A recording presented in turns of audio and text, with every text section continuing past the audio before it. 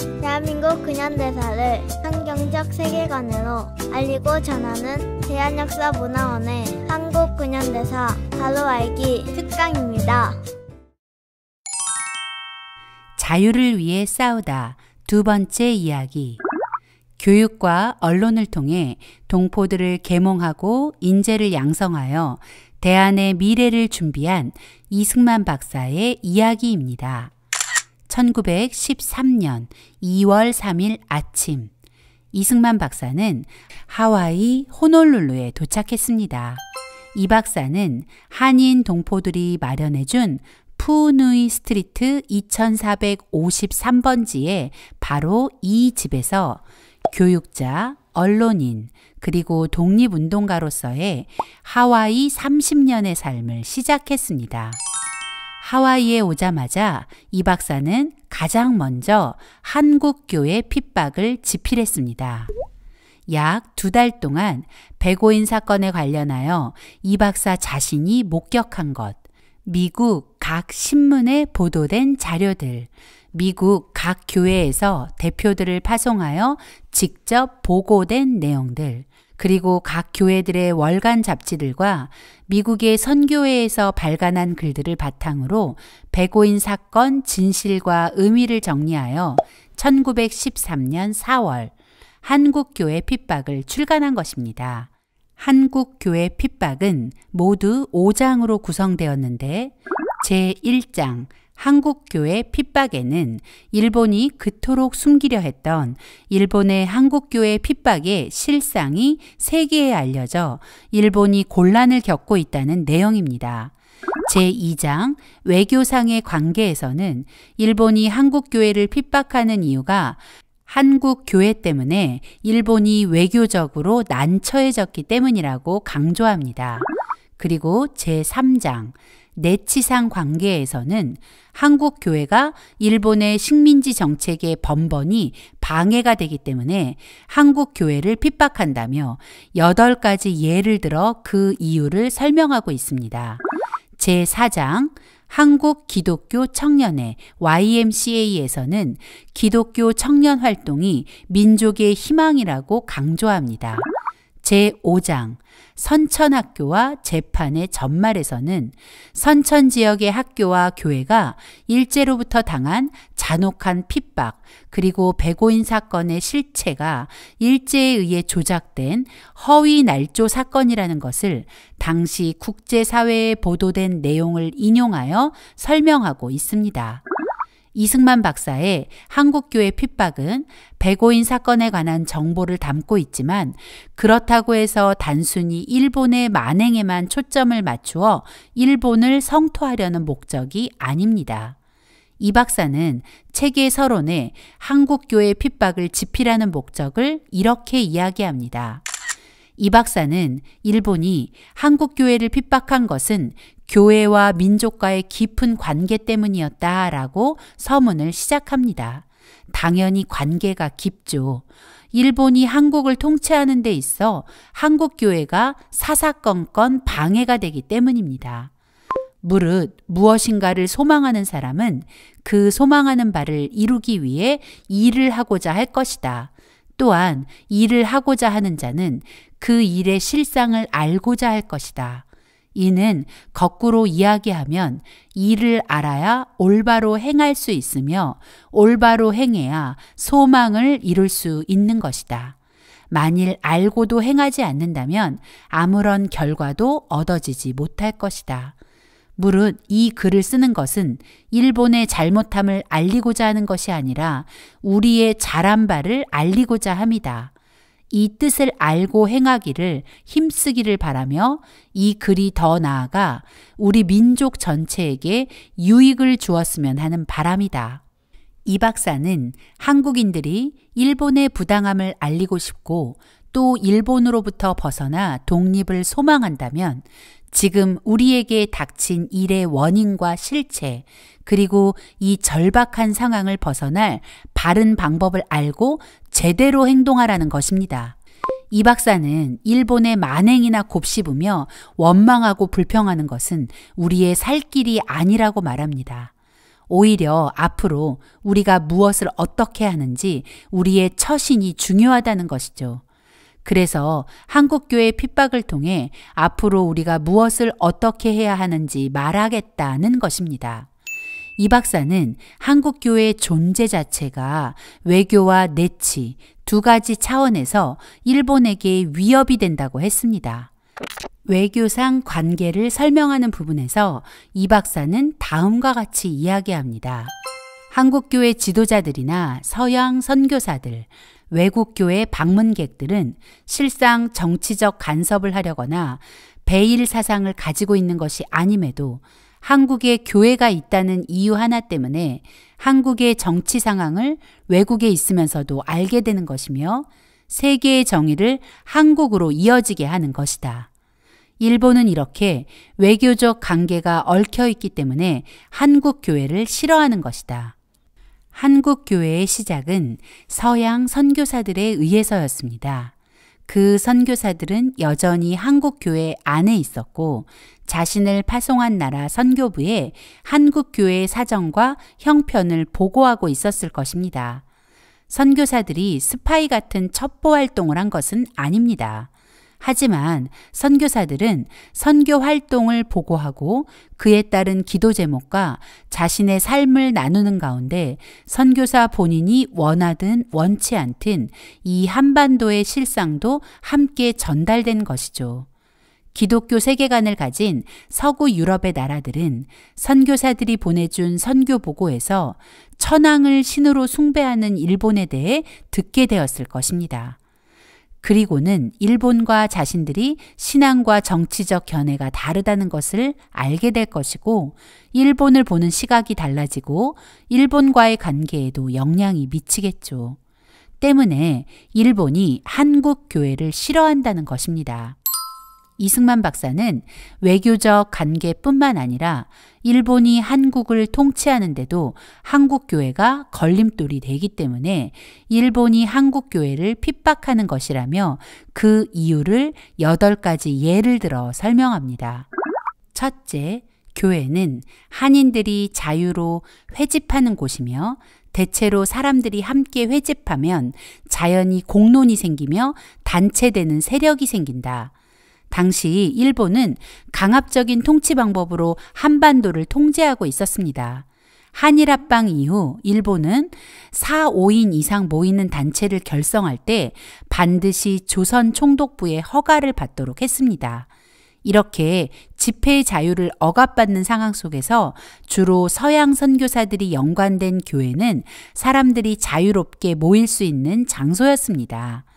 교회로 모여든 사람들에게 공론이 일어나고 그 공론은 곧 모두를 결속시켜 큰 힘이 되기 때문에 일본은 한국 교회를 핍박한 것입니다.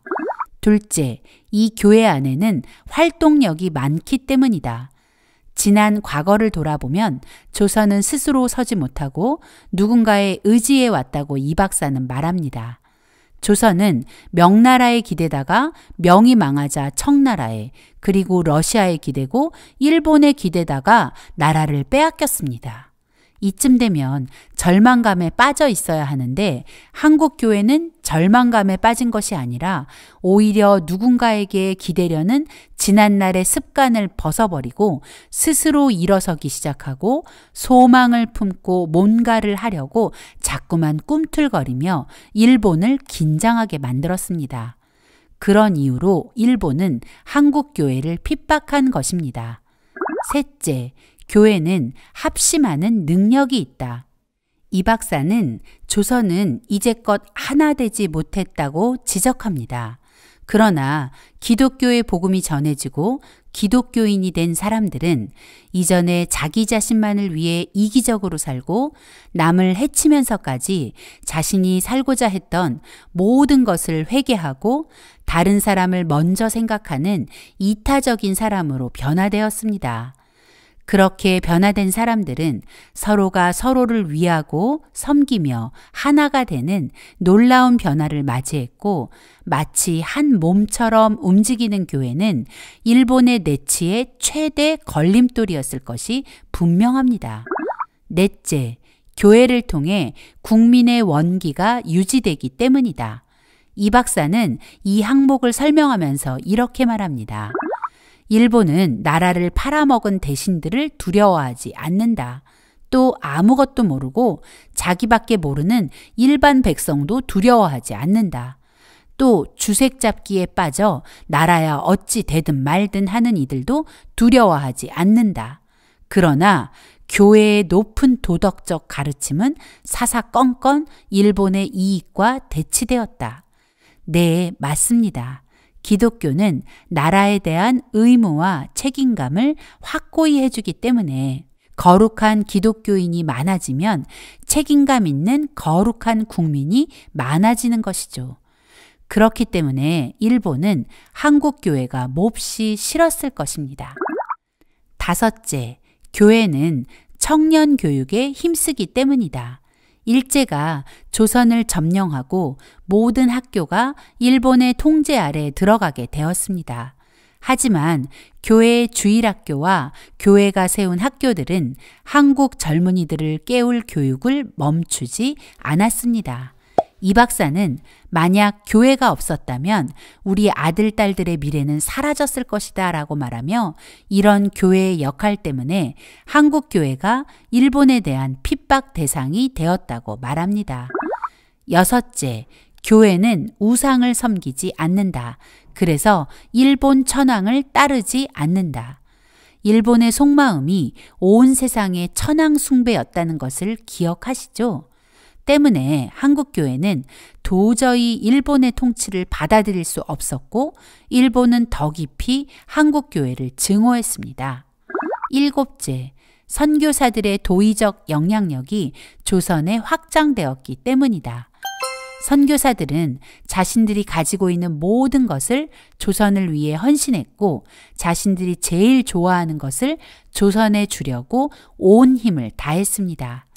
그리고 그들은 하나님을 사랑하고 이웃을 사랑하는 경천 애인 사상과 발달된 문명을 우리에게 가르치며 우리와 함께 살고 모든 환난과 질고를 우리와 함께하는 우리의 친구였습니다.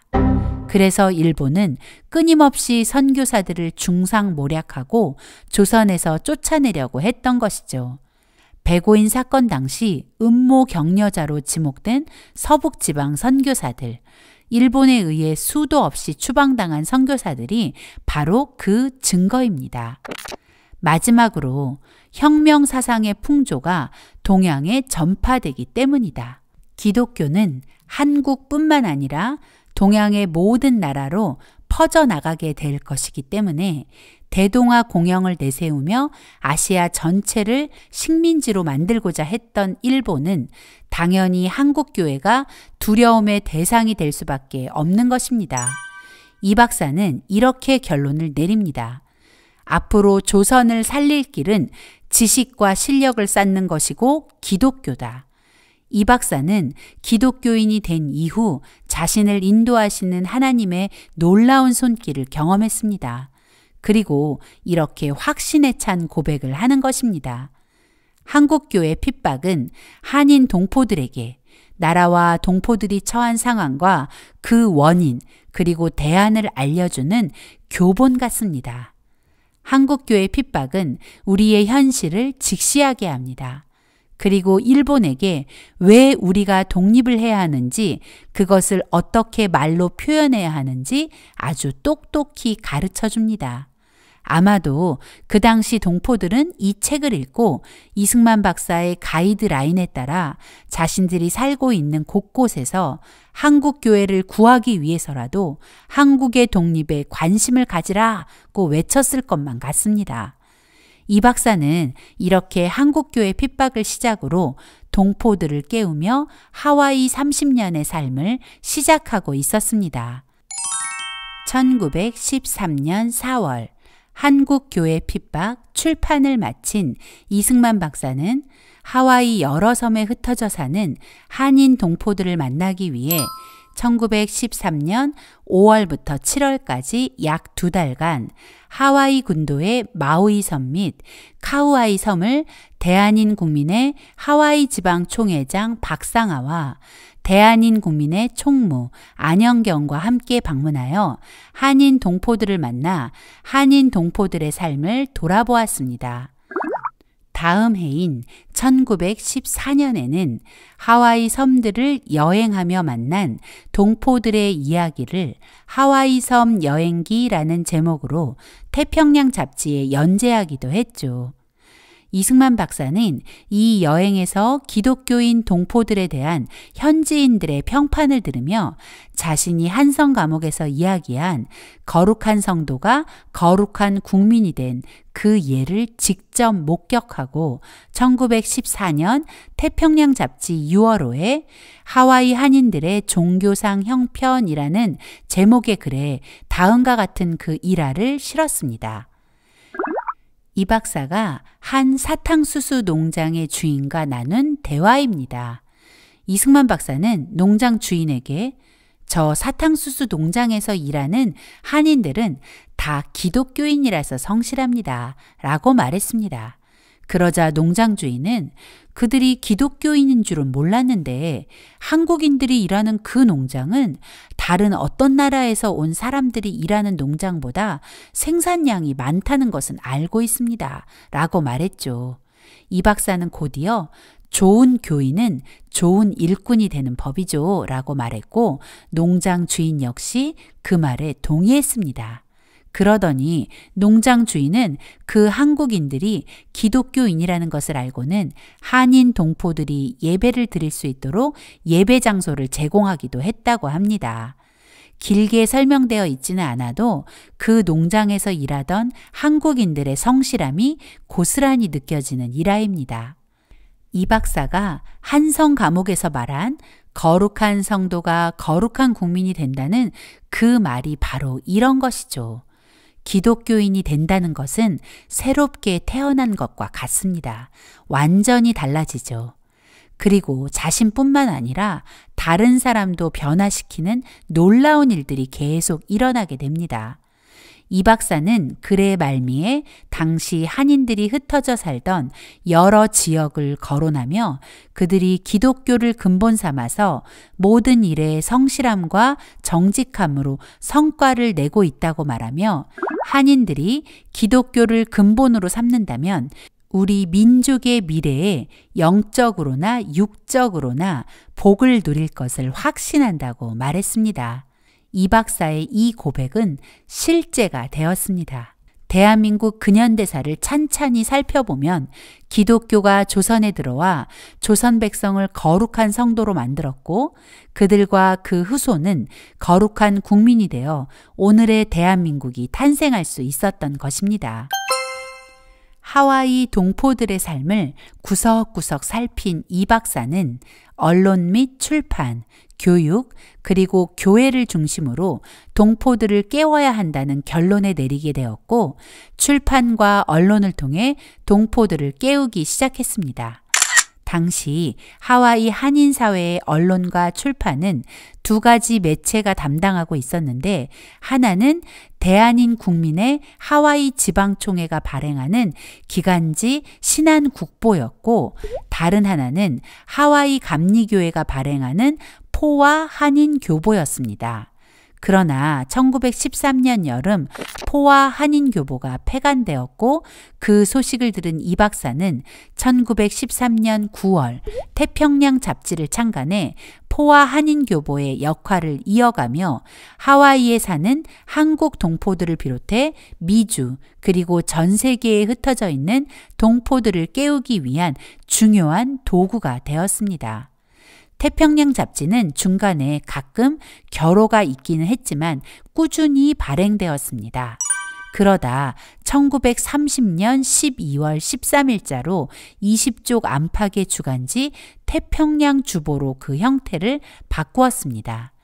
태평양 잡지일 때나 태평양 주보일 때도 마찬가지로 이 소식지는 하와이뿐 아니라 여러 나라에 흩어진 한인 동포들을 일깨우고 위로와 소망을 주는 격려자 역할을 감당하며 대한의 독립에 기여했다는 것을 기억해야 합니다.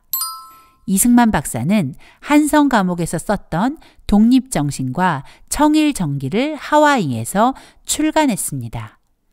독립정신은 1910년 2월 로스앤젤레스에서 최초로 출간되었던 것을 1917년 3월 재판을 출간하였고, 청일정기는 1900년 한성 감옥에서 쓴 원고를 정리하여 1917년 7월 초판으로 출간하게 된 것입니다.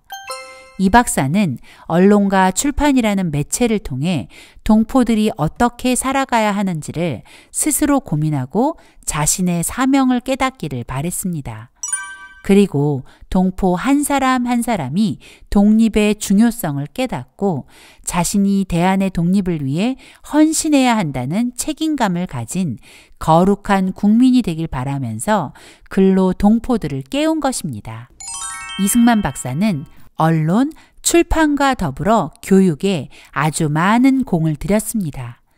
교육을 통해 인재를 길러내고 그 인재들이 나라를 살릴 수 있다고 믿었기 때문입니다.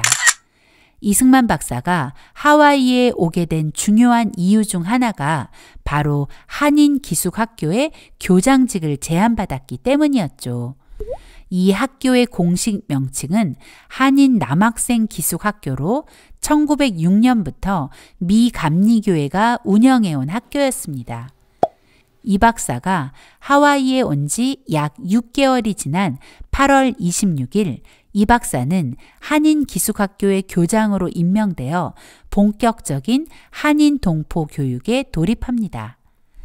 이승만 박사는 한인 기숙학교의 교장으로 취임하면서 학교 이름을 한인중앙학교로 바꾸고 학교의 체제도 남녀공학으로 개편했습니다.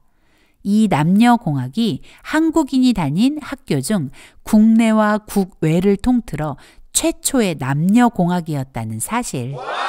1년 후인 1914년에는 여학생들을 위한 기숙사도 마련했죠. 그러나 학교를 후원해온 미 감리교 여선교회는 여학생 기숙사 문제로 마찰이 생기기 시작했고 여학생을 가르칠 수 없다며 항의했습니다. 애초에 학교 이름이 남학생 기숙학교라는 이유였습니다. 이승만 박사는 1915년 6월 한인중앙학교 교장을 사임하고 1915년 10월 교민들이 후원한 기금으로 외부의 지원에 의지하지 않는 독립학교 한인여학원을 설립했고 초대 교장을 맡게 되었습니다. 이 박사는 꼼꼼히 영수증을 발행하며 교민들의 성금이 낭비되지 않게 했고 교민들 역시 학교를 설립하는 일에 모든 과정에 힘을 모았습니다. 이승만 박사의 한인여학원에는 점점 더 학생들이 몰려들었습니다. 하와이의 신문들까지 한인여학원을 홍보해 주었죠.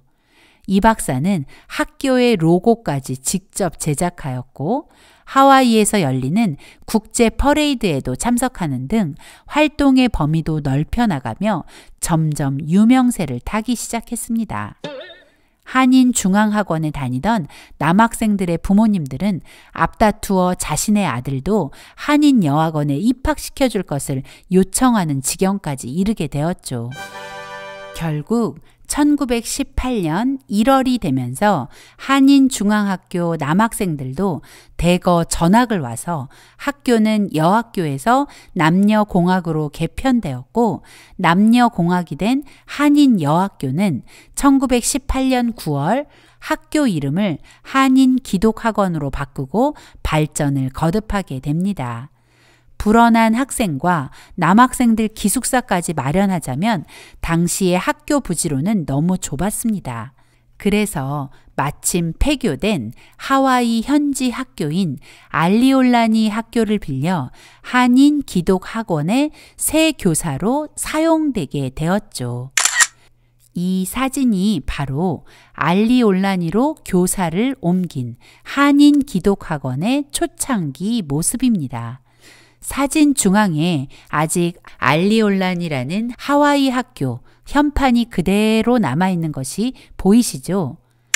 현재 이곳은 현지 초등학교로 사용되고 있는데 놀라운 것은 자신들의 역사에 한인 기독학원의 역사를 자신들의 역사의 일부로 기념하고 가르치고 있다는 것입니다. 우리는 너무 쉽게 버리고 잊고 기억하지 않아 오늘 이렇게 역사가 엉망진창으로 왜곡되어 버렸는데 자신들의 역사도 아닌 한인 학교의 역사를 기억하고 기념하는 그들의 모습에 부끄러움이 몰려옵니다. 알리올라니 학교는 또 다른 역사적 의미를 지니고 있는데요. 1919년 3월 1일 3.1 운동 후 약 한 달 보름이 지난 4월 12일에 이곳에서 대한의 독립운동을 경축하는 기념행사가 진행되기도 했죠. 한인 기독학원은 점점 성장했고 하와이 내에 한인 기독학원에 대한 인지도와 관심도 높아졌습니다. 한인 기독학원은 후일 고국 방문단을 만들어 고국을 방문하고 하와이의 이민자를 파송한 인천 내립교회를 방문하기도 하죠. 하와이 이민을 떠날 때 누가 이런 날을 상상이나 했을까요? 학교는 더 성장했고 학생은 많아졌고 많아진 학생들을 감당하기에 학교는 너무 좁았습니다. 이승만 박사는 현재 하와이 칼리이 초등학교가 위치한 바로 그 자리에 새 교사와 기숙사를 짓고 학교를 확장 이전했습니다. 하와이에서는 이미 없어진 한인 기독학원을 기억하고 학교가 있던 그곳의 도로명을 쿨라 코레아 한국 학교 길로 부르고 있습니다. 한인 기독학원은 이 박사의 바람대로 대한의 독립과 대한민국 건국에 헌신한 인재들 그리고 미주 사회에서 한국인의 위상을 높인 인재들로 성장하게 되었습니다. 하와이 정착 과정에서 미 감리교회와 갈등을 겪은 이 박사는 독립된 한인교회를 세우는 일에 뛰어들었고 1918년 12월 23일 한인 기독교회라는 이름의 독립된 한인교회를 설립하게 되었습니다. 1922년에는 한인 기독교회는 단독 건물로 건축하게 됩니다.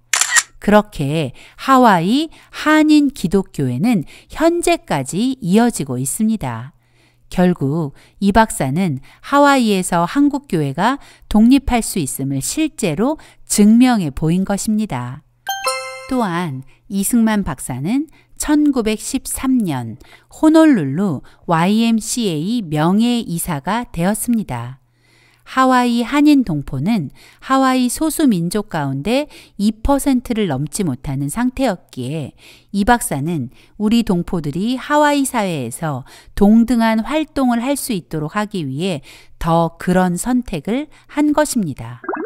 또 한인 YMCA 지부도 만들어 한인 기독 청년의 활동도 활발하게 이어갔습니다.